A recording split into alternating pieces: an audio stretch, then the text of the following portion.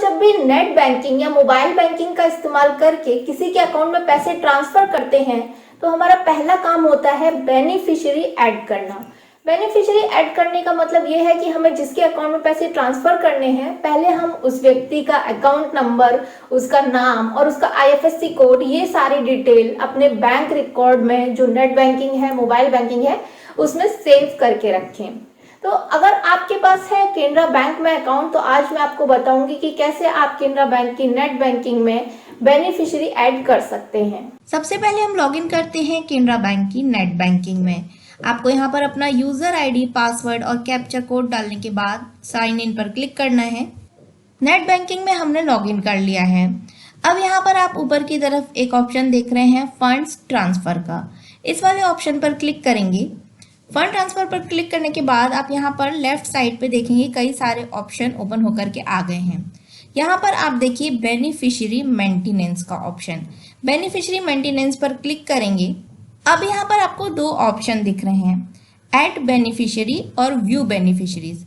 तो जो बेनिफिशियरीज आप पहले से बना चुके हैं, अगर आपको उनकी डिटेल देखनी है तो आप व्यू बेनिफिशियरीज वाले ऑप्शन पर जाएंगे। पर हम यहाँ पर नया बेनिफिशियरी ऐड कर रहे हैं तो हमें जाना है ऐड बेनिफिशियरी वाले ऑप्शन पर। अब यहाँ पर अगर आपका जो बेनिफिशियरी आप ऐड कर रहे हैं उसका अकाउंट केनरा बैंक में ही है तो आपको क्लिक करना है विद इन केनरा बैंक वाले ऑप्शन पर। यहाँ पर आपको आईएफएससी कोड की जरूरत नहीं पड़ेगी, सिर्फ आपको अकाउंट होल्डर का नाम और उसका अकाउंट नंबर डाल करके ऐड पर क्लिक करना होगा। लेकिन अगर जो आप बेनिफिशियरी ऐड कर रहे हैं उसका अकाउंट किसी दूसरे बैंक में है तो अब आप नीचे की तरफ ऑप्शन देख रहे हैं ट्रांसफर टू अदर बैंक, इस वाले ऑप्शन पर टिक लगाएंगे।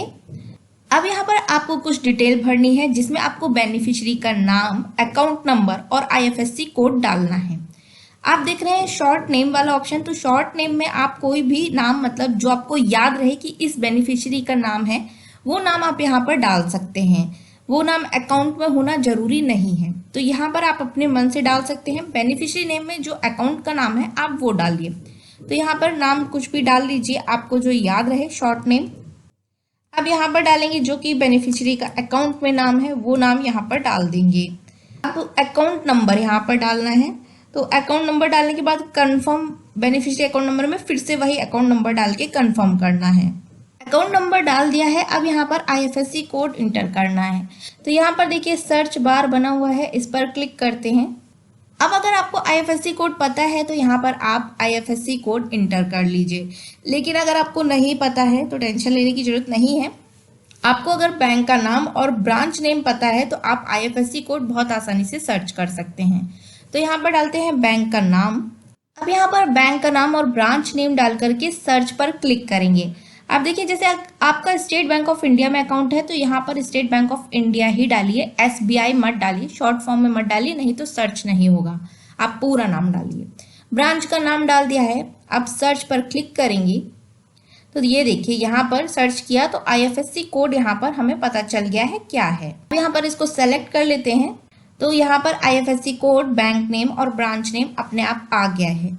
अब अगर आपको बेनिफिशियरी ऐड करने के बाद उसके अकाउंट में पैसे ट्रांसफर करने हैं तो यहाँ पर उसके कुछ रूल है जो आपको समझना बहुत जरूरी है। जब भी आप नया बेनिफिशियरी ऐड करते हैं तो बेनिफिशियरी ऐड करने के बाद 6 घंटे तक आप उसमें पैसे ट्रांसफर नहीं कर पाएंगे। 6 घंटे बाद आपकी फंड ट्रांसफर की जो फैसिलिटी है वो इनेबल होगी, लेकिन उसमें एक लिमिट रहेगी। आप 50,000 रुपये तक ही ट्रांसफर कर सकते हैं। 50,000 लिमिट तक ही आप पैसे भेज पाएंगे। ये ऐसा सिक्योरिटी पर्पस के लिए ये रूल बनाए गए हैं। 24 आवर के बाद आप नॉर्मल फंड ट्रांसफर कर सकते हैं। मतलब 24 आवर्स आप वेट करेंगे तो नॉर्मल कर लेंगे, 6 घंटे वेट करेंगे तो 50,000 तक आप कर लेंगे। तो अब यहाँ पर ऐड पर क्लिक कर लेते हैं। ऐड पर क्लिक करने के बाद एक बार डिटेल फिर से रीचेक करके कंफर्म पर क्लिक करना है।